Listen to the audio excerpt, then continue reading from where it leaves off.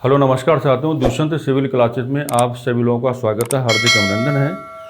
आज की चर्चा वैसे तो भारतीय संविधान के एक महत्वपूर्ण अनुच्छेद यानी कि आर्टिकल 25 को लेकर के हम करने जा रहे हैं, लेकिन आर्टिकल 25 का एक करंट एस्पेक्ट अभी बना हुआ है। तो आज की चर्चा के माध्यम से हम क्या करेंगे, आर्टिकल 25 के अंदर के जो प्रावधान हैं या भारतीय संविधान के अनुच्छेद 25 के जो नाना प्रकार के संदेश आपके सामने आते हैं, उन नाना प्रकार के संदेशों को भी ज़रा समझने का प्रयास करेंगे और भारतीय संविधान के आर्टिकल 25 को लेकर के करंट एस्पेक्ट क्या बना हुआ है, फिलहाल न्यायपालिका की ओर से किस प्रकार की टिप्पणियां व्यक्त की जा रही हैं, तो तमाम प्रकार की जो महत्वपूर्ण टिप्पणियां हैं उनका अवलोकन भी आपको करने का मौका मिलने जा रहा है। अभी कुछ समय पहले संभवतः आपने कहीं ना कहीं पढ़ा होगा, कुछ समय पहले इलाहाबाद हाईकोर्ट की ओर से बड़ी सख्त टिप्पणी की गई थी और इलाहाबाद हाई कोर्ट की ओर से बड़ी सख्त टिप्पणी जो की गई उसमें ये बताया गया कि यदि किसी भी धार्मिक आयोजन के धरातल पर, गौर से मेरी बातों को सुनना, कि यदि किसी भी धार्मिक आयोजन के धरातल पर लोगों का धर्म परिवर्तन कराया जाता है तो ऐसे धार्मिक आयोजन जो होंगे उनको रोकने का प्रयास हमें करना होगा।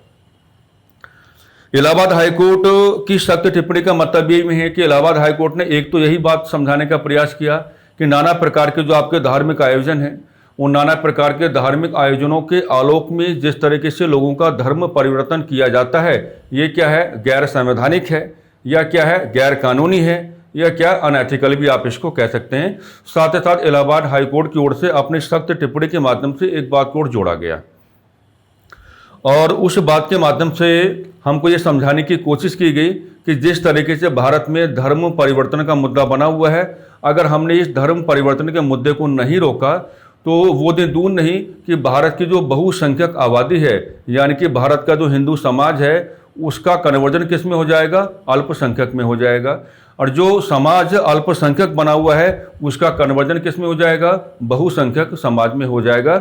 इलाहाबाद हाईकोर्ट का इशारा किस दिशा में है आप लोग भली भांति समझ पा रहे होंगे। तो देखिए, चर्चा के दौरान हमें कोई सांप्रदायिक बात नहीं कहनी है। मैंने हमेशा आपको क्लासेस में मैंने हमेशा आपको समझाने का प्रयास किया होगा कि धर्म बड़ा ही क्या है, नाजुक मुद्दा होता है और धर्म जैसे नाजुक मुद्दे को लेकर के बहुत ज़्यादा रूढ़िवादी बनने की आवश्यकता नहीं होती है।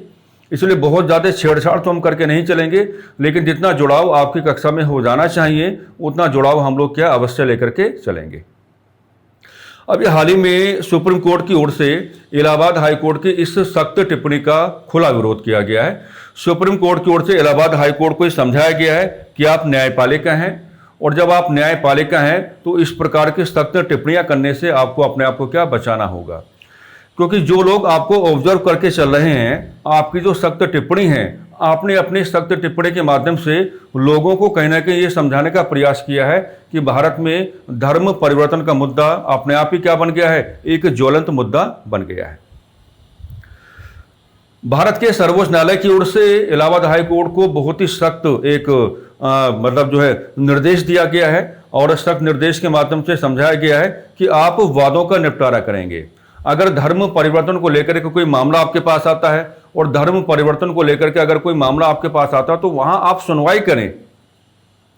सुनवाई करने के दौरान भारतीय संविधान की व्यवस्थाओं का सहारा लें और भारतीय संविधान की व्यवस्थाओं का, प्रावधानों का, प्रोविजंस का सहारा लेते हुए आप धर्म परिवर्तन के संदर्भ में अगर कोई मामला आपके सामने आता है तो आप अपना जजमेंट दें। आप जजमेंट देने का अधिकार रखते हैं, आप इस तरह की सख्त टिप्पणियां करने का अधिकार नहीं रखते हैं।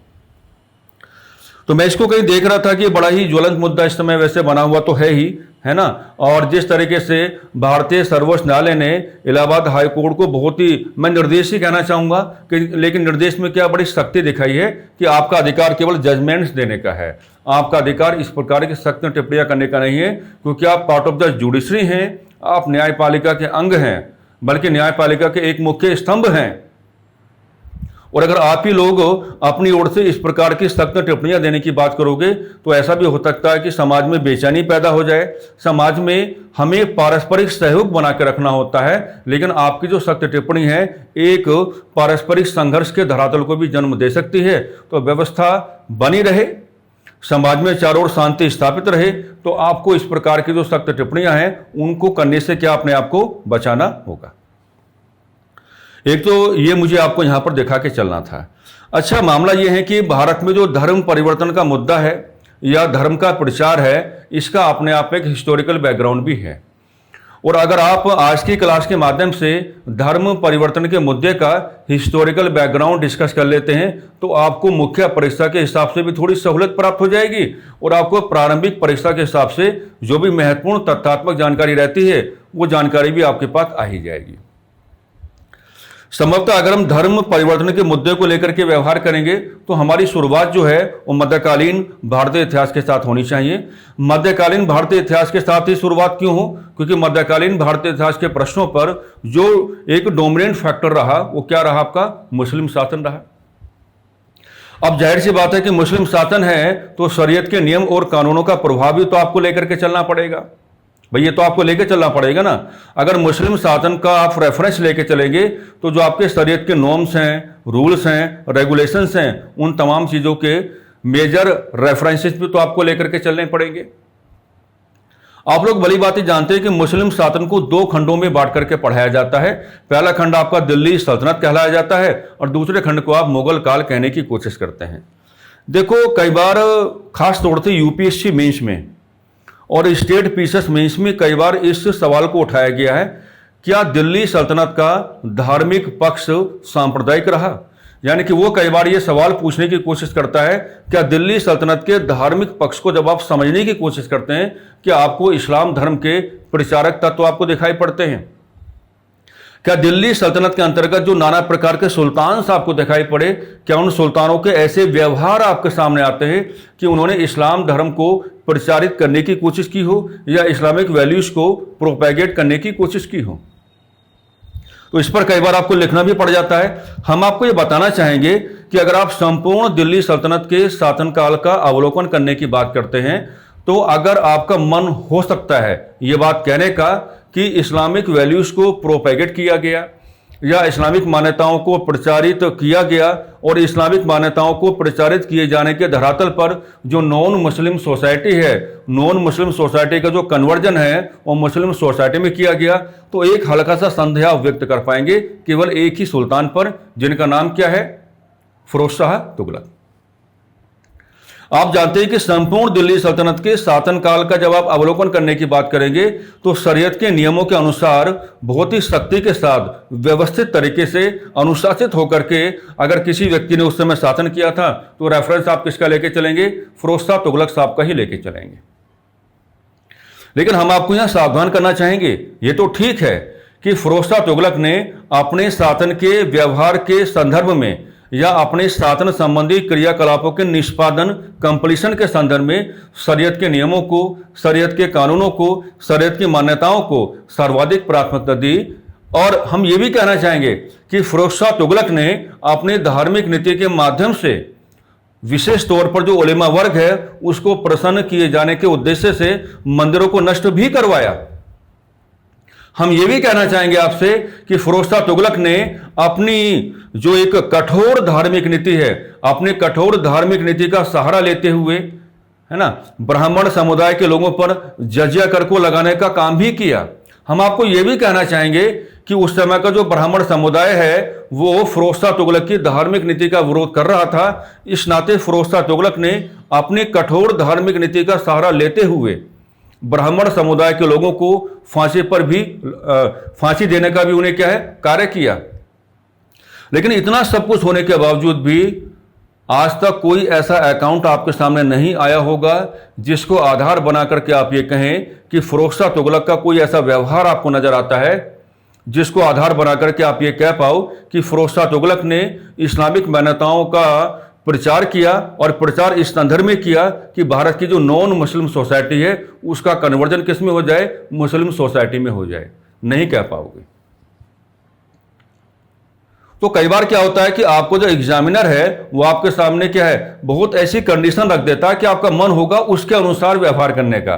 कई बार अगर आप इसकी गहराई को लेकर के नहीं चलोगे ना तो कई बार आपका मन हो सकता है कहने का कि फिरोज शाह तुगलक ने नॉन मुस्लिम सोसाइटी का कन्वर्जन मुस्लिम सोसाइटी में कराया, जबकि आपको नहीं कहना है।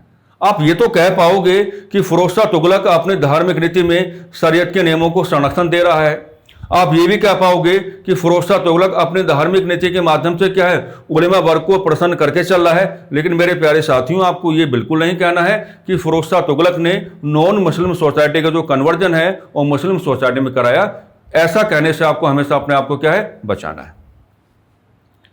तो अगर कोई संदेह आ सकता था तो फिरोजशाह तुगलक के ऊपर आप संदेह लेके आ सकते हैं। बाकी कोई करैक्टर आपको ऐसा नजर नहीं आएगा जहां आप इस प्रकार का संदेह व्यक्त कर पाएं।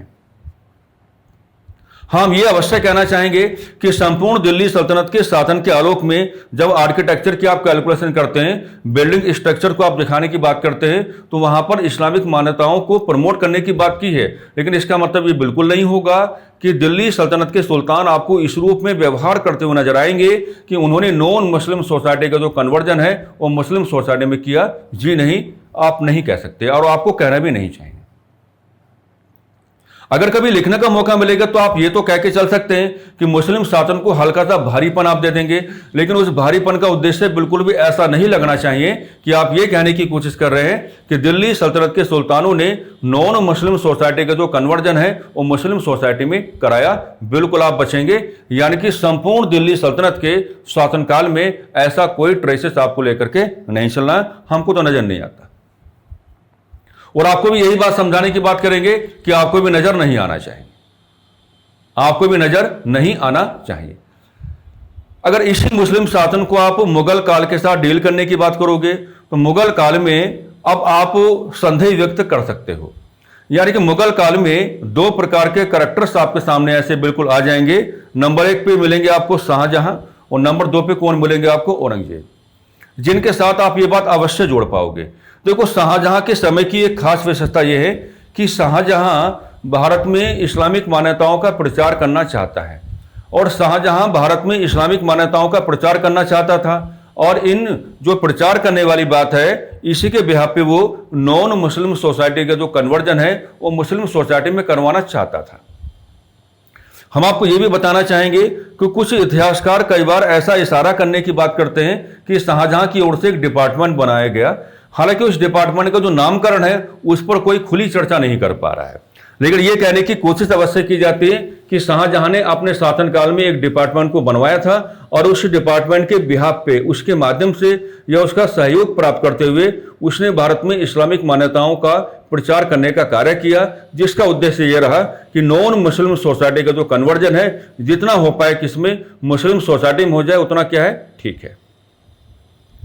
लेकिन जब आप औरंगजेब का जिक्र करते हैं तो औरंगजेब का जिक्र करते हुए फिर आपको खुलापन मिल जाना चाहिए। यानी कि आपको एकदम बिल्कुल क्या है, ओपन डिस्कशन करने की आवश्यकता है। आपको ना तो मैं रोकूंगा और ना ही कोई आपको अदर हिस्टोरियन रोक पाएगा, क्योंकि हम सभी लोग जानते हैं कि औरंगजेब की जो धार्मिक नीति है उसका एक ही पर्पस था कि भारत रूपी राज्य को हम इस्लामिक स्टेट के रूप में पहले कन्वर्ट करेंगे, या आप ऐसे कह सकते हैं कि भारत रूपी राज्य का है ना इस्लामिक स्टेट में कन्वर्जन करना या भारत रूपी राज्य को एक इस्लामिक राज्य के रूप में स्थापित करना, यह औरंगजेब की धार्मिक नीति का क्या है, मुख्य उद्देश्य रहा है। साथियों, इतिहास आपको इस समझाने की कोशिश में है कि अकबर ने अपने शासनकाल में जिन सकारात्मक व्यवस्थाओं को बनाया या जिन सकारात्मक व्यवस्थाओं को स्थापित किया या दुनिया भर के जितने भी प्रशासनिक सुधार किए, औरंगजेब ने अपनी कठोर रूढ़िवादी धार्मिक नीति के माध्यम से अकबर के उन तमाम प्रकार के सुधारों को, व्यवस्थाओं को नकारात्मक बनाने का कार्य किया। मैं तो कई बार क्लासेस में कहता रहता हूं कि अगर आप औरंगजेब को कैलकुलेट करना चाहते हैं तो केवल एक ही लाइन आप उसको देने की बात करेंगे कि उसकी कठोर धार्मिक नीति या उसकी रूढ़िवादी धार्मिक नीति, तो उसके तमाम प्रकार के जो व्यवहार हैं वो खुल के आपके सामने आ जाते हैं। यानी कि औरंगजेब के बारे में तो फिर आपको ओपन डिस्कशन करना पड़ेगा कि उसने पूरा उद्देश्य बना लिया कि भारत में नॉन मुस्लिम सोसाइटी का very complete and very deep जो आपका कन्वर्जन है वो मुस्लिम सोसाइटी में हो जाना चाहिए। तो कम से कम मुगल काल में दो करैक्टर अवश्य आपको दिखाई पड़ते हैं जिन्होंने भारत में क्या है, इस्लामिक मान्यताओं को प्रोपेगेट भी किया, प्रचारित भी करने का कार्य किया, और कहीं ना कहीं इन्होंने अपने ऐसे उद्देश्य भी बना लिए थे कि नॉन मुस्लिम सोसाइटी का जो प्रॉपर कन्वर्जन है वो किस में हो जाए, मुस्लिम सोसाइटी में हो जाए। बाकी जो आपका संपूर्ण मुस्लिम शासन आपको दिखाई पड़ेगा तो संपूर्ण मुस्लिम शासन के संदर्भ में आप ऐसी कोई चर्चा नहीं कर पाएंगे। तो ये इसका हिस्टोरिकल बैकग्राउंड बनेगा। जो वर्तमान में भारत में मुद्दा बना हुआ है धर्म परिवर्तन का, तो ये क्या बनेगा, इसका वेरी प्रॉपर एक हिस्टोरिकल बैकग्राउंड बन के आपके सामने आ जाता है। अब जब आप आधुनिक भारत की बात करेंगे तो आधुनिक भारत में आप ये पाएंगे कि जिन यूरोपियन व्यापारिक वर्गों का भारत में आगमन हुआ तो उसमें सबसे पहले आने वाले कौन है, आपके पुर्तगाली हैं। हालांकि हम ये तो समझने की कोशिश करते हैं कि पुर्तगाली जो हैं वो भारत में मसालों का व्यापार करने आए हैं, लेकिन देखो होता क्या है कि पुर्तगाली कुछ एडवांटेजेस लेने की बात करेंगे, है ना। और इसकी चर्चा आपको कैसे करने के लिए मिल जाती है कि पुर्तगालियों ने विद इन शॉर्ट टाइम, ये उनकी गलती भी मानी गई, यानी कि भारत में पुर्तगालियों की हार का, पराजय का एक बड़ा कारण तो यह है कि अंग्रेजों की नौसैनिक ताकत ने उनको कहीं का नहीं छोड़ा। दूसरी बात एक ये है कि सेकंड जो आपके पुर्तगाली गवर्नर आपको दिखाई पड़ेंगे, अल्फांसो अलबुर्क का जिक्र आपने सुना होगा। अल्फांसो अलबुर्क जाने गए इस बात को लेकर के कि उन्होंने भारत में आते ही ईसाई धर्म का प्रचार करने की बात कही। और आपको याद होगा उनका बड़ा ही एक फेमस कोटेशन उस समय आता है कि उन्होंने पुर्तगाली पुरुषों को आदेश दिए, और पुर्तगाली पुरुषों को आदेश देते उन्होंने कहा कि आप भारतीय महिलाओं के साथ अपने वैवाहिक संबंधों को स्थापित करें ताकि हमें भारत में अपनी स्थायी बस्तियां बसाना क्या हो जाए, काफी ज्यादा आसान हो जाए, यानी कि बहुत ज्यादा कन्वीनियंट हो जाए। तो यहां थोड़ा शुरुआत में ही आपको यह मौका मिल जाता है ऐसी बातें कहने का। पहला जो आपका यूरोपियन व्यापारी वर्ग है पुर्तगालियों के रूप में, वो विद इन शॉर्ट टाइम ही क्या है, भारत में ईसाई धर्म का प्रचार करने की बात करता है। तो ये मामला किसका होगा, धर्म परिवर्तन का हो जाएगा। भाई जिन महिलाओं के साथ आप वैवाहिक संबंध स्थापित करने की बात करेंगे, अब वो महिलाएं अपने मूल धर्म के हिसाब से थोड़ी ना जानी जाएंगी, वो महिलाएं क्या हैं, आप ही के धर्म के हिसाब से जानी जाएंगी। यानी कि ये कह रहा था उस समय ईसाई धर्म का प्रचारक तत्व। अब जब डिस्कशन को आप थोड़ा और आगे बढ़ाओगे तो आप पाओगे, अब जिक्र आपको किसका करना पड़ेगा, जितना भी आपका यूरोपियन व्यापारिक वर्ग है उसमें अगर आप ईसाई धर्म के प्रचार की बात करेंगे तो ईसाई धर्म के प्रचार को लेकर के या तो रेफरेंस आप किसका उठाएंगे, पुर्तगालियों का, या फिर रेफरेंस आप किसका उठाएंगे, अंग्रेजों का। तो पुर्तगालियों का जिक्र तो आपने कर लिया है, अब जिक्र आपको किसका करना है, अंग्रेजों का करके चलना है, राइट। तो जब 1813 का चार्टर एक्ट आपके सामने रखा जाता है, आपने पढ़ा ही होगा अवश्य, और 1813 के चार्टर एक्ट के माध्यम से साफ साफ कहा गया कि क्रिश्चियन मिशनरीज, गौर से समझना, क्रिश्चियन मिशनरीज भारत जाएंगी और भारत जाकर के ईसाई धर्म के प्रचार पर काम करेंगी। मैंने हमेशा ये समझाने की बात की है कि ये जो आपकी एक शब्दावली आपके सामने आ रही है क्रिश्चियन मिशनरीज, इसका मतलब क्या होगा, ग्रुप ऑफ पीपल्स, यानी कि लोगों का समूह, लोगों को ऑर्गेनाइज्ड वे में, यानी कि लोगों को संगठित रूप में या संगठित तरीके से भारत भेजे जाने की बात होगी। और उनका उद्देश्य ये क्या बताया गया कि आप भारत में जाओगे, और जब आप भारत में जाओगे तो आप क्या करोगे, आप भारत जाकर के ईसाई धर्म का प्रचार करोगे। उस समय आपने देखा होगा कि क्रिश्चियन मिशनरीज भारत आई और भारत में आकर के उन्होंने ईसाई धर्म का प्रचार करने की बात की। तो ये तो पूरा ही धर्म परिवर्तन है, ये तो क्या पूरा ही धर्म परिवर्तन है। लेकिन उस समय अंग्रेजों की ओर से संगठित रूप में अगर ईसाई धर्म के प्रचार की बात कही गई तो उसको हिंदी में कहते हैं कि ये भी अपने आप में एक प्रकार की सांप्रदायिकता है। लेकिन इस सांप्रदायिकता को हिंदी में क्या कहा जाता है, कल्याणकारी सांप्रदायिकता कहा जाता है। इसको हिंदी में क्या कहा जाता है, कल्याणकारी सांप्रदायिकता कहा जाता है। अब मेरी बातें क्या है, आप लोग बहुत गौर से समझने की कोशिश करेंगे। इसको आप क्या कहेंगे, कल्याणकारी सांप्रदायिकता इसको कहा जाता है। असल में देखो, कल्याणकारी सांप्रदायिकता का मतलब यह होता है कि उस समय जो क्रिश्चियन मिशनरीज का भारत आगमन हुआ तो इन्होंने जो आइडेंटिफिकेशन किया, तो इन्होंने मेरे प्यारे साथियों बड़ी ही चालाकी के साथ क्या है, आइडेंटिफिकेशन किया उस समय। यानी कि इन्होंने ऐसे लोगों को ढूंढा जिनके पास बेसिक नीड्स अगर उनको पूरी करनी है तो उनके पास पर्याप्त साधन नहीं है। मान लीजिए खाने की कोई उचित व्यवस्था नहीं है, मान लीजिए रहने की कोई उचित व्यवस्था नहीं है, मान लीजिए कपड़ों की कोई उचित व्यवस्था नहीं है, तो ऐसे लोगों को टारगेट किया गया। यानी कि यह सांप्रदायिकता तो थी, गौर से समझना, निबंध आता है इस पे कई बार, यह सांप्रदायिकता तो थी, लेकिन कैसी सांप्रदायिकता रही, कल्याणकारी सांप्रदायिकता रही एक बात। और मैं आपको बताने का प्रयास कर रहा हूं कि ऐसे लोगों को आइडेंटिफाई किया गया जिनके पास अच्छे कपड़े नहीं है पहनने के लिए, खाने के लिए खाने की कोई उचित व्यवस्था नहीं है, रहने के लिए कोई उचित व्यवस्था नहीं है, उनको कहा गया भैया एक काम करो, आप ईसाई धर्म को अपना लो। उनको क्या कहा गया, भैया आप एक काम करो, आप ईसाई धर्म को अपना लो, और ईसाई धर्म को जब आप अपनाने की बात करोगे हम आपको सब कुछ देंगे जी, हम आपको खाने की उचित व्यवस्था करके देंगे, हम आपको रहने की उचित व्यवस्था करके देंगे, है ना, और हम आपको क्या है कपड़ों की उचित व्यवस्था करके देंगे। इतना ही नहीं, हम आपको वैवाहिक जीवन भी देने वाले हैं, यानी कि आपकी शादी कराने की मुख्य जिम्मेदारी क्या होगी, ये हमारी होगी। बस आप क्या है हमारे कहने से अपना धर्म परिवर्तन कर लो, और जो आपका मूल धर्म है उसको छोड़ दो, और अपना वेरी कंप्लीट जो कन्वर्जन है वो ईसाई धर्म में ले आओ। तो कहने का मतलब ये हुआ कि क्रिश्चियन मिशनरीज का व्यवहार क्या था, सांप्रदायिकता से भरा हुआ था, लेकिन लोगों को सुविधाएं भी दी जा रही थी, और इन्हीं सुविधाओं का आत्मसातीकरण करते हुए ये कहना काफी ज्यादा आसान हो जाता है कि आप इसको क्या कहेंगे, कल्याणकारी सांप्रदायिकता कहेंगे। संभवतः जब मैंने इसको पहली बार पढ़ा था तो मैं इसका अवलोकन बड़े प्यार के साथ कर पाया। तो मैं एक कहानी आपके सामने रख देता हूं कि मुझे इसे समझने में कभी कोई समस्या का भाव क्यों नहीं हुआ। असल में जो हमारी माताजी का गांव है, तो हमने बचपन से वहां देखा। अब वो गांव जो है, उस गांव में दो प्रकार की कैटेगरीज आपको दिखाई पड़ रही थी। शेड्यूल कास्ट के लोग बड़े पैमाने पर थे, और जो अपर कास्ट के लोग हैं, जिसको हम जाट कम्युनिटी कहेंगे यहां पर, तो इस समुदाय के लोग बहुत ही सीमित मात्रा में थे। लेकिन उस गांव में ईसाई धर्म के लोग भी थे। उस गांव में क्या थे, ईसाई धर्म के लोग भी थे। अब मेरी बातें बड़ी गौर से सुनना। तो उस समय बचपन में तो खैर मैं क्या जान पाता, लेकिन वो चीजें मेरे सामने आ रही थी, हमेशा आई, और वो ईसाई धर्म को मानकर भी चल रहे थे, ईसाई धर्म के अनुसार पूरा व्यवहार भी करते थे, है ना। तो असल में वो क्या है, कल्याणकारी सांप्रदायिकता के शिकार बने हुए थे।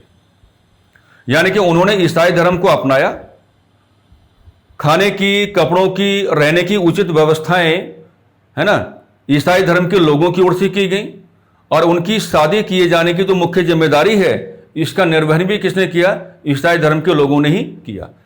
तो अंग्रेज काफी आगे निकल गए। हालांकि अलबुर्ग का तो एक व्यक्तिगत प्रयास उस समय रहा, लेकिन जो अंग्रेज हैं वो काफी ज्यादा आगे निकल गए। तो 1813 का एक रेफरेंस आप यहां पर क्या है उठा के चलेंगे। एक जिक्र आपने सुना होगा, ये मामला लगभग में 1851 और 52 के आसपास का है। ये मामला क्या है, 1851 और 52 के आसपास का है। तो आप दिखा पाएंगे इस समय इंडिया में आपको कौन नजर आते हैं, लॉर्ड डलहौजी साहब नजर आते हैं।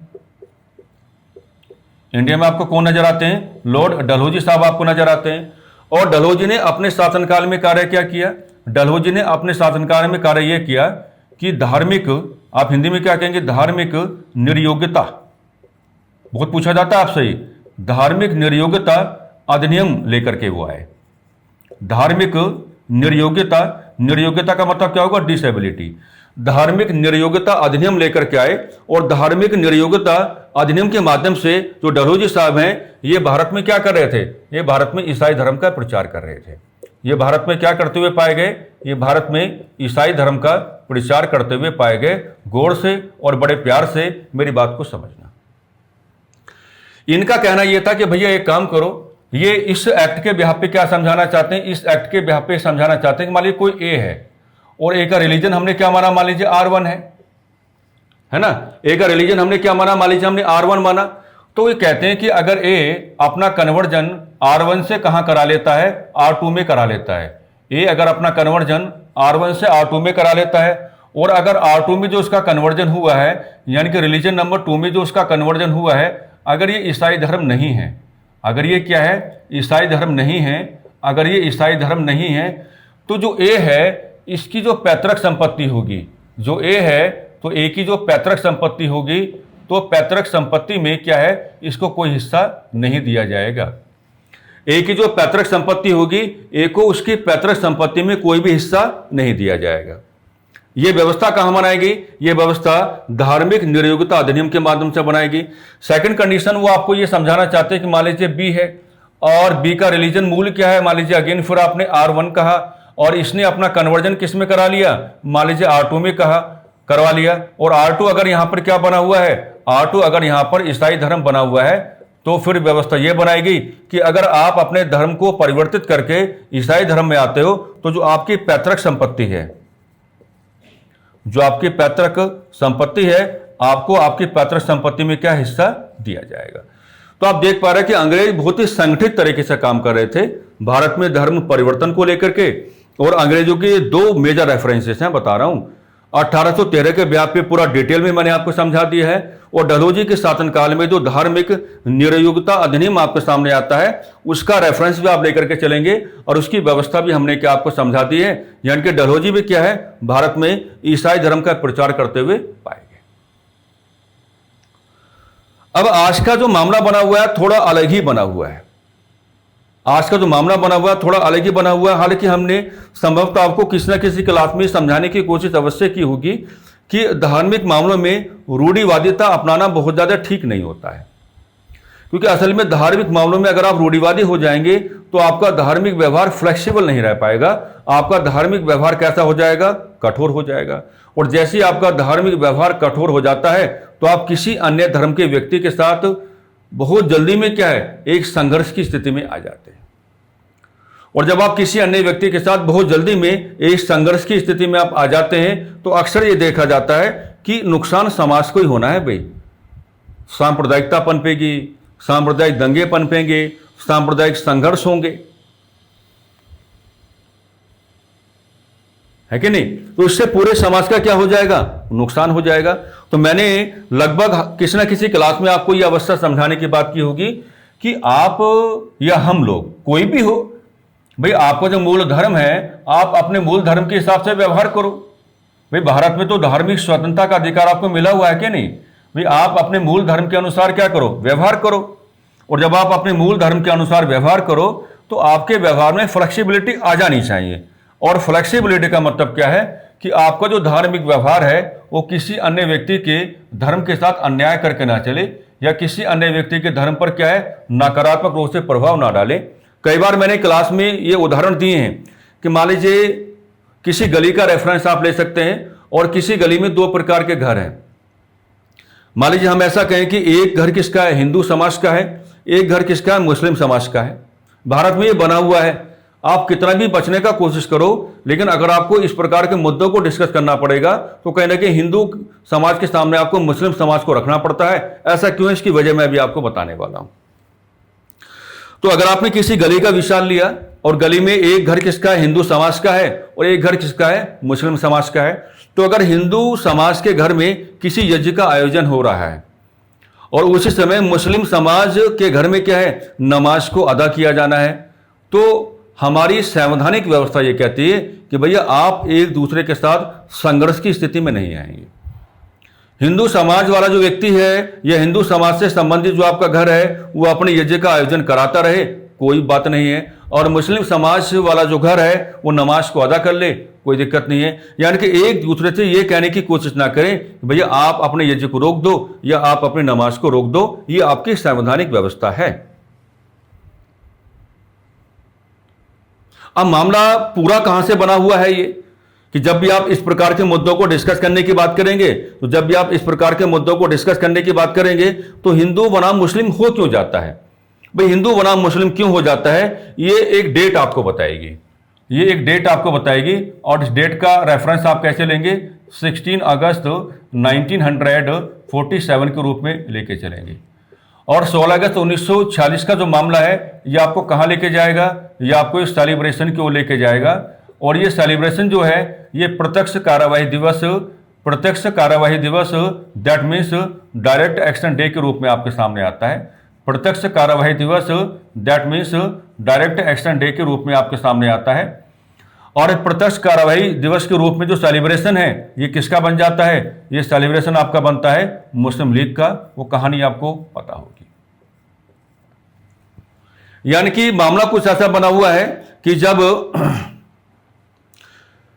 1946 में संविधान सभा का गठन हुआ तो संविधान सभा के गठन से ठीक पहले कैबिनेट मिशन आपको दिखाई पड़ता है। और कैबिनेट मिशन में हुआ क्या कि मुस्लिम लीग की जो मेजर वन डिमांड बनी हुई थी पाकिस्तान, उसको रिजेक्ट कर दिया गया। अब जिन्ना ने अपने लोगों को यहां पर यह समझाया कि संविधान सभा के गठन के लिए जो चुनाव होने हैं हम चुनाव में क्या करेंगे, भाग लेंगे, और हमारी कोशिश ये आ जानी चाहिए कि हम संविधान सभा में क्या आ जाएं, बहुमत में आ जाएं। लेकिन आप जानते हैं कि संविधान सभा में 296 जो आपकी निर्वाचित सीट्स रहीं उन पर चुनाव हुए जुलाई 1946 में, और चुनाव के बाद ये देखा गया कि मात्र 73 सीटों पर आप किसको दिखा पाते हैं, मुस्लिम लीग को, और 208 सीटों पर आप किसको दिखाते हैं, किसको, भारतीय राष्ट्रीय कांग्रेस को। यानी कि बहुमत किसके अकाउंट में गया, कांग्रेस के अकाउंट में गया। अल्पमत में कौन रह गया, मुस्लिम लीग रह गया। जिन्ना साहब समझ गए कि वे संविधान सभा का इस्तेमाल करते हुए हम पाकिस्तान की डिमांड को प्रमोशन नहीं दे पाएंगे। इससे अच्छा ये है कि हम संविधान सभा का बहिष्कार कर दें और अब कुछ खुला व्यवहार करें, ऐसा व्यवहार करें कि पाकिस्तान की डिमांड को जितनी मजबूती, जितना प्रमोशन हम दे पाएं उतना प्रमोशन मिल जाए। तो आपने सुना ही होगा कि प्रत्यक्ष कार्यवाही दिवस के माध्यम से भारत में उस समय क्या है, सांप्रदायिक दंगों की शुरुआत हुई। सोचो, और इन सांप्रदायिक दंगों का एक ही उद्देश्य था कि सरकार और कांग्रेस को बिल्कुल यह समझा देना कि भारत का विभाजन, that means partition of India, यह आवश्यकता नहीं है समय की, बल्कि क्या है, अनिवार्यता है। इसी आलोक में आपने देखा होगा कि लॉर्ड माउंटबेटन का क्या है, भारत में आगमन होता है। तो जिन्ना साहब ने अपने लोगों को पूरा पूरा उस समय समझा भी दिया था कि अगर हमने लॉर्ड माउंटबेटन के दिमाग में एक बार इस बात को एस्टेब्लिश कर दिया कि भारत का विभाजन क्या है, समय की आवश्यकता नहीं बल्कि समय की अनिवार्यता है, तो भारत का विभाजन हो जाएगा। तो उस समय प्रत्यक्ष कार्यवाही दिवस के माध्यम से जो सांप्रदायिक दंगे चलवाए जा रहे थे, इनमें तेजी करके, इनमें वृद्धि दिखा करके लॉर्ड माउंटबेटन साहब का भारत में स्वागत किया गया, और वही निकला बाद में वही निकला। दुनिया भर के कम्युनिकेशंस स्टैब्लिश किए गए, लेकिन लॉर्ड माउंटबेटन ने फिर फाइनली कांग्रेस को भी समझा दिया, गांधी को भी कहा और अपनी सरकारों को भी कहा कि भैया भारत का विभाजन जो है वाकई में समय की आवश्यकता नहीं बल्कि समय की क्या अनिवार्यता है। तो उस समय जिन लोगों को काफी नुकसान उठाने पड़े, है ना, तो उस समय की जो बात है, उस समय की जो सांप्रदायिकता है, उस समय की जो सांप्रदायिक हिंसा है, वो आज तक कहीं ना कहीं लोगों के दिमाग में फिट है कि ऐसा कुछ हुआ था। इसका दूसरा बड़ा कारण यह भी है कि हालांकि मैं ऐसी बातें कभी कहता नहीं हूं, हल्का सा जुड़ाव करके चलूंगा कि अगर आप मुस्लिम रिलीजन की बात करेंगे तो ऐसा नहीं कि उसमें फ्लेक्सिबिलिटी नहीं है, लेकिन फ्लेक्सिबिलिटी रखने वाले जो लोग हैं नाम मात्र की संख्या में आपको मिलेंगे।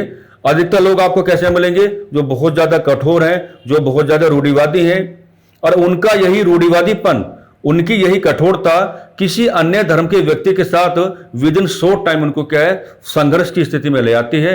इस नाते भारत में बना ही रहता है कि हिंदू बनाम मुस्लिम।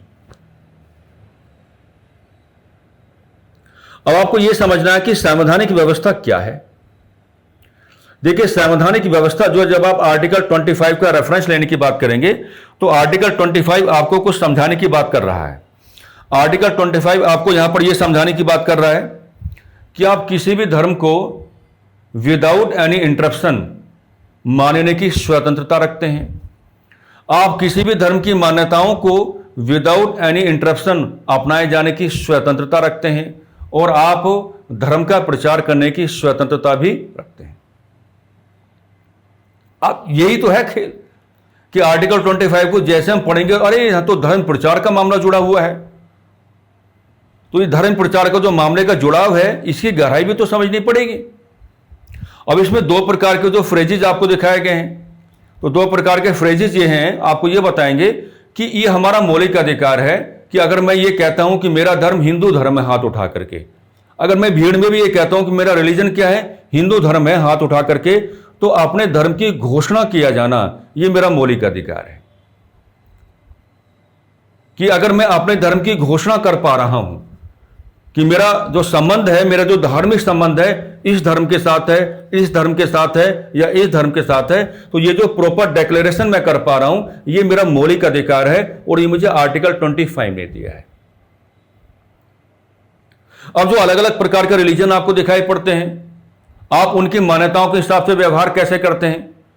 मान लीजिए आपने कहा कि आप यज्ञ कर रहे हैं, आपने कहा कि आप मंदिर जा रहे हैं, आपने कहा कि आप गुरुद्वारा जा रहे हैं, आपने क्या कहा कि आप मस्जिद में जा रहे हैं, आपने क्या कहा आप व्रत रख रहे हैं, आपने क्या कहा आप रोजा रख रहे हैं, आपने क्या कहा आप मूर्ति पूजा कर रहे हैं, आपने क्या कहा आप दिया जला रहे हैं, आपने क्या कहा आप तिलक लगा रहे हैं, आपने क्या कहा आप जनेऊ धारण कर रहे हैं, आपने क्या कहा कि सिख समुदाय के लोग क्या है कृपाण धारण करते हैं। तो ये जो सारी चीजें हैं ना, ये सारी चीजें आर्टिकल 25 ने आपको दी हैं मौलिक अधिकार के रूप में। अगर आप भारतीय संविधान को पढ़ने की कोशिश करेंगे तो सिखों को कृपाण धारण किए जाने का जो अधिकार है, इसमें खुलापन आपको मिल जाएगा। इसके बारे में विशेष बातें इस नाते हुई हैं कि आप क्या मान के चलेंगे कि अगर सिख समुदाय के लोग कृपाण धारण करते हैं तो उसका यूज करके किसी को मार भी तो सकते हैं, लेकिन यहां पे जो आपका सिख रिलीजन है ये कृपाण धारण करने वाली जो बात है उसको समुदाय के साथ जोड़ता है या धर्म विशेष के साथ जोड़ता है और उसको आत्मरक्षा के मामले के साथ भी क्या है जोड़ के चलता है। तो इस नाते ये जो शब्दावली आपको है कि सिखों को कृपाण धारण करने का अधिकार जो आर्टिकल 25 में दिया है, इस पर वेरी ओपन डिस्कशन हो रखा है। लेकिन बाकी जो बातें मैंने आपको बताई हैं, ये सारी की सारी बातें जो हैं, ये सारी की सारी बातें साथियों आपको आर्टिकल 25 दे रहा है और मौलिक अधिकार के रूप में दे रहा है। मैं अगर किसी मंदिर में जाकर के तिलक लगा रहा हूं तो ये मंदिर में जाना और तिलक लगाना ये मेरा मौलिक अधिकार है। मैं अगर हाथ में कलावा बांध रहा हूं तो ये मेरा मौलिक अधिकार है। मैं मूर्ति पूजा के साथ जुड़ा हुआ हूं तो ये मेरा मौलिक अधिकार है। मैं अगर जनेऊ धारण कर रहा हूं तो ये मेरा मौलिक अधिकार है ना। इनकी ताकत को समझो जरा, इनकी ताकत को आपको क्या थोड़ा यहां पे समझ के चलना पड़ेगा। तो आर्टिकल 25 में दो बातें तो हमने निकाल के बता दी कि ये आपका मौलिक अधिकार है कि आप अपने धर्म की घोषणा कर पाएंगे कि मेरा संबंध जो है वो किस धर्म के साथ बना हुआ है। साथ ही साथ जो अलग अलग प्रकार के धर्म है उनकी मान्यताओं को अपनाए जाने की जो स्वतंत्रता आपको मिली है आर्टिकल 25 की ओर से, ये कोई सामान्य अधिकार नहीं है बल्कि ये क्या है मौलिक अधिकार है। अब समझना क्या पड़ेगा आपको, मुख्य तौर पर आपको यहां पर समझना पड़ेगा कि जो आज की चर्चा हमने यहां पे बनाई है कि अगर हम मामला बनाते हैं किसका आर्टिकल 25 का और आर्टिकल 25 की ओर से हम डिस्कस करते हैं एक शब्दावली को जिसमें क्या कहा गया है कि प्रोपेगेशन ऑफ रिलीजन यानी कि धर्म का प्रचार। आप क्या पाओगे, क्या क्या पाओगे, धर्म का प्रचार। तो यहां पर देखो जब आप व्यवहार करेंगे तो आपको किस किस प्रकार की सावधानियां अपनानी होंगी। पहली बात तो क्या है कि धर्म का जो प्रचार है इसमें आप किसी भी प्रकार के फोर्स का इस्तेमाल नहीं कर सकते। दूसरी बात क्या है, धर्म के प्रचार में आप क्या है किसी अन्य व्यक्ति की जो अज्ञानता है, किसी अन्य व्यक्ति की जो अज्ञानता है, अज्ञानता का इस्तेमाल आप नहीं कर पाएंगे। अगली बात क्या है कि किसी अन्य व्यक्ति को बहलाकर, किसी अन्य व्यक्ति को बहलाकर या किसी अन्य व्यक्ति को क्या फुसलाकर, बहलाकर या फुसलाकर आप उसका धर्म प्रचार यानी कि आप उसका धर्म परिवर्तन नहीं करवा सकते या आप अपने धर्म का प्रचार नहीं कर सकते।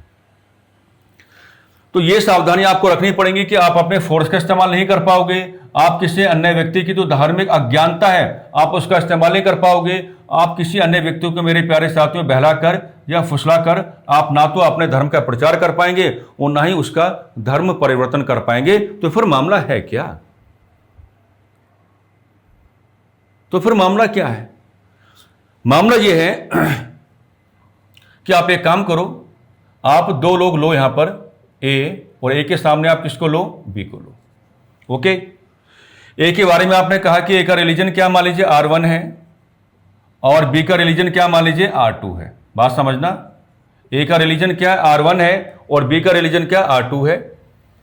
अगर हम कहें कि ए को क्या करना है, धर्म का प्रचार करना है, अगर हम ए को कहें कि आपको धर्म का प्रचार करना है और बी के बारे में हम क्या कहें कि आपको क्या है धर्म का परिवर्तन करना है, धर्म का परिवर्तन करना है, तो कुछ सावधानियां जो आपको लेकर के चलनी है वो तो हमने यहां पर आपको बता दी है कि आप अपने फोर्स का इस्तेमाल नहीं कर पाओगे, किसी अन्य व्यक्ति की धार्मिक अज्ञानता का इस्तेमाल नहीं कर पाओगे, किसी को बहलाकर फुसलाकर ना तो अपने धर्म का प्रचार कर पाओगे और ना ही किसी का धर्म परिवर्तित करा पाओगे। तरीका यह है जी, आर्टिकल 25 में धर्म प्रचार का मामला आपको ये बताता है कि आप दो लोगों को लो, ये R1 वाला हो गया, ये आपका R2 वाला हो गया, इसके धर्म का परिवर्तन आपको सिद्ध करना है और इसके धर्म का प्रचार आपको सिद्ध करना है, तो भैया बातचीत करा दो दोनों में, सीधी सी बात है। दोनों में क्या करा दो? दोनों में कम्युनिकेशन करा दो, यानी कि दोनों में क्या करा दो? बातचीत करा दो। यही एक बढ़िया तरीका है आपके पास, बाकी कोई और तरीका नहीं है। यहाँ पर बातचीत कराओगे तो किसके माध्यम से कराओगे भैया? बातचीत कराओगे तो आर्टिकल 19A के माध्यम से कराओगे। बातचीत कराओगे तो आप किसके माध्यम से कराओगे? 19A के माध्यम से कराओगे। और यहाँ पर ए जो होगा आपका किस में होगा? स्मॉल लेटर में होगा, कैपिटल में नहीं होगा। कई बार लोग गलतियां करते हैं, इसको कैपिटल लेटर में लेके चलते हैं। ये कैपिटल नहीं बल्कि क्या स्मॉल लेटर में होगा। अब बन गया पूरा मामला।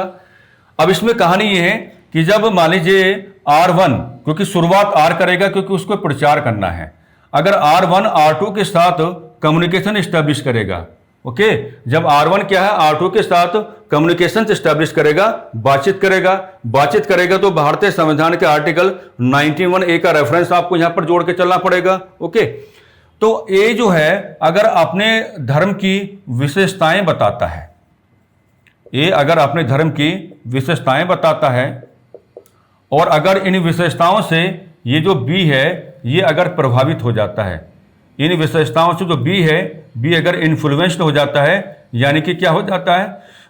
प्रभावित हो जाता है। और प्रभावित होने के बाद ये कहता है कि भी मैं अपने रिलीजन का जो कन्वर्जन है, यानी कि R2 का जो कन्वर्जन है किस में कराना चाहता हूं? R1 में मैं कराना चाहता हूं। ओके, तो ये मामला बनेगा पूरा कि अगर ऐसा संभव हो पाता है तो ए के धर्म का प्रचार हो जाएगा और बी के धर्म का क्या हो जाएगा? परिवर्तन हो जाएगा। यानी कि आपको केवल अपने धर्म की जो विशेषताएं हैं, है ना, वो गिनाए जाने का हक है, गिनाए जाने का अधिकार है। आप उनके संदर्भ में अपनी अभिव्यक्ति को किसी के सामने रख सकते हो। सामने वाला अगर आपकी अभिव्यक्ति से, आपकी बातों से अगर प्रभावित होता है और प्रभावित होते हुए अगर ये कहता है कि भी मैं अपने धर्म का जो परिवर्तन है वो आपके धर्म में कराना चाहता हूं, तो इस केस में जो मैंने आपको बना के दिखाया, ए के धर्म का प्रचार हो जाएगा और बी के धर्म का क्या? परिवर्तन हो जाएगा। इस मामले को समझने की आवश्यकता है। और ये भी हम बता रहे हैं कि ये भी जो मामला है ये व्यक्तिगत धर्म परिवर्तन को लेकर है, खासतौर से व्यक्तिगत धर्म परिवर्तन को लेकर है, व्यक्तिगत धर्म परिवर्तन को लेकर है। क्योंकि व्यक्तिगत तौर पर अगर आप ऐसा व्यवहार करके चलेंगे तो आप अपना व्यवहार कर पाएंगे, यानी कि आप इसको ये नहीं कहेंगे मेरे हिसाब से कि सामूहिक धर्म परिवर्तन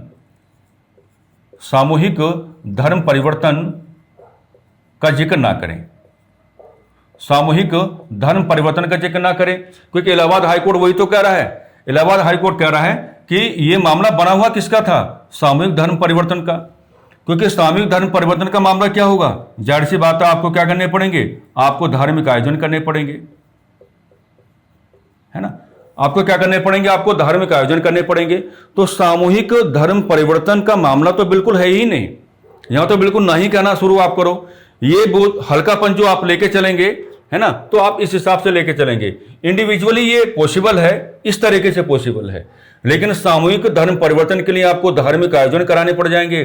धार्मिक आयोजन में जब आप अपने धर्म की विशेषताओं को बताओगे तो आपकी रूढ़िवादिता बाहर निकलेगी, आपका एग्रेशन बाहर निकलेगा, समाज की शांति पर नकारात्मक प्रभाव पड़ सकता है। तो सामूहिक धर्म परिवर्तन का मामला तो खैर जुड़ ही नहीं रहा है। ये जो जुड़ा है, जिस तरीके से मैंने जुड़ाव करके आपको दिखाया है, ये किसकी ओर जाएगा? ये व्यक्तिगत धर्म परिवर्तन को लेकर के जाएगा।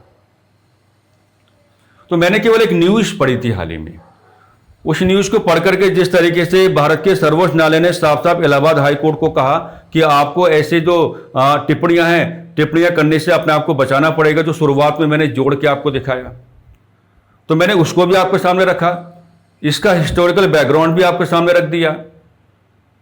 ओके, और आर्टिकल 25 अभी मैंने रखा। भारतीय संविधान के प्रस्तावना का जिक्र हम अभी नहीं करेंगे, उसके लिए कोई नया टॉपिक बना लेंगे बढ़िया सा कि भारतीय संविधान की प्रस्तावना को लेकर के आपको क्या कैलकुलेशन करनी चाहिए। आज जो एक न्यूज बनी हुई थी उस न्यूज का जिक्र करते हुए हमने इसकी गहराई आपके सामने रख दी है कि इस संदर्भ में आपका व्यवहार कैसा हो जाना चाहिए। तो हमने आपको कॉन्सेप्ट देने का भी कार्य किया और आपकी परीक्षाओं के हिसाब से आपको इतना भी सिखा दिया है कि आप किस तरीके से लिख पाओगे, लिखने का मौका मिलेगा।